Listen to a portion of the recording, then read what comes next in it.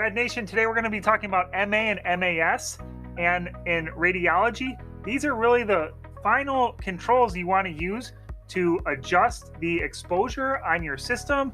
So they're crucially important, and we're going to have some fun examples as we go through.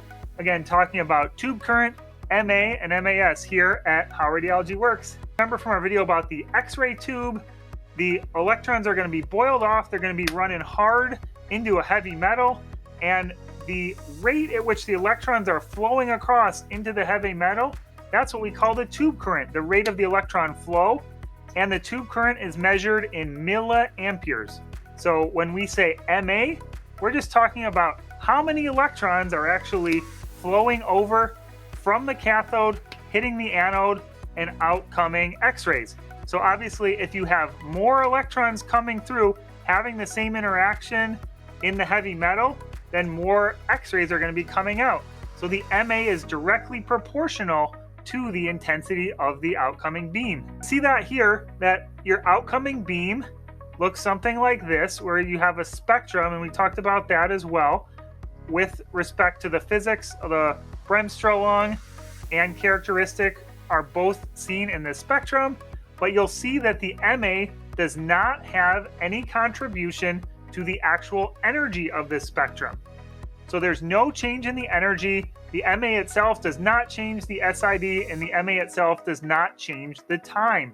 But we will talk about the relationship between the time and the MA and how we can use both of those parameters to control the total exposure of your acquisition. The MA does control the intensity.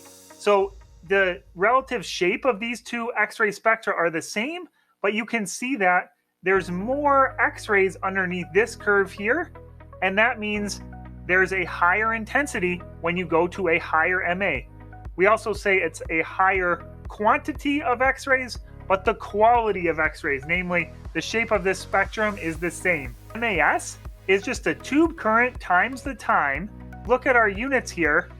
The MA is the unit for tube current, and the seconds is the unit for time. So MAS is the units for tube current multiplied by the time. So we can think about this as the image of our patient, and as we fill up this jar, it's like adding MAS to our image. If we have a relatively low MA, it means it's going to go more slowly, so we need a longer time in seconds to reach the same MAS. We can think of this watering can as a relatively low MA because the flow rate here is analogous to the rate of X-rays in our imaging, which is determined by our MA. Again, if we leave KVP constant. Here's the slower MA. That was the lower MA. On the other hand, if we have a relatively high MA, there's going to be a high flow rate, and it's going to take less time to accumulate the X-rays in our image. You can see that whether or not we're using a high MA or a low MA, in both scenarios, we can achieve the same MAS, and the variable that changed was the time. So in this case, it took longer in order to achieve the same MAS. Again, MAS is just MA multiplied by time. So in order to achieve the same MAS, which given everything else being fixed like KVP, the MAS is going to determine the X-ray dose, which is going to determine the noise in our images. Why being a rad tech is kind of like being Goldilocks. So first off, in X-ray imaging, you want to set your KVP.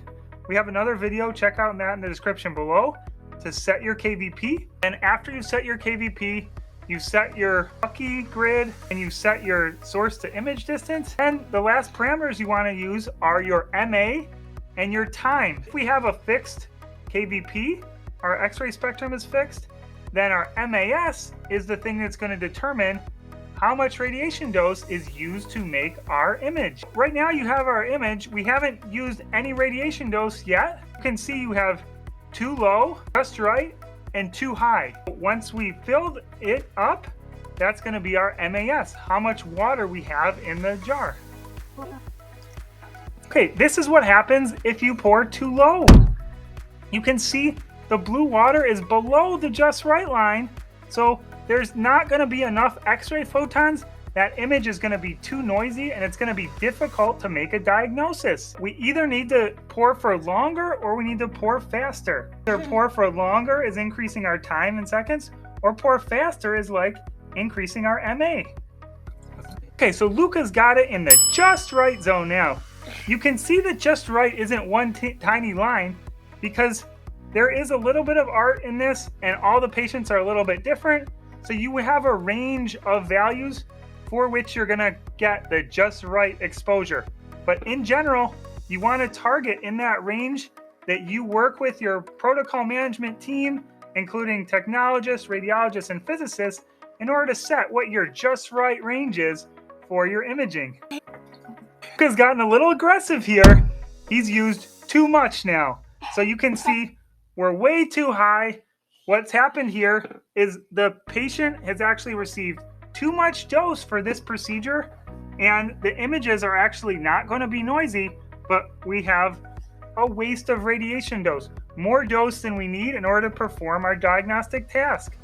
As we're performing our imaging, we want to constantly be monitoring our image quality and our dose level to make sure that we're setting our MA and our time appropriately. And there's often constraints on your physical system. So if you have your choice, you want that time to be short and you'd like to raise the MA a little bit in order to reach the MAS that's desired for a just right image quality. Don't fall prey to the overdosing where it's relatively easy to get good images, because if you're in this range, you know you're never going to get complaints from the radiologist for them being too noisy.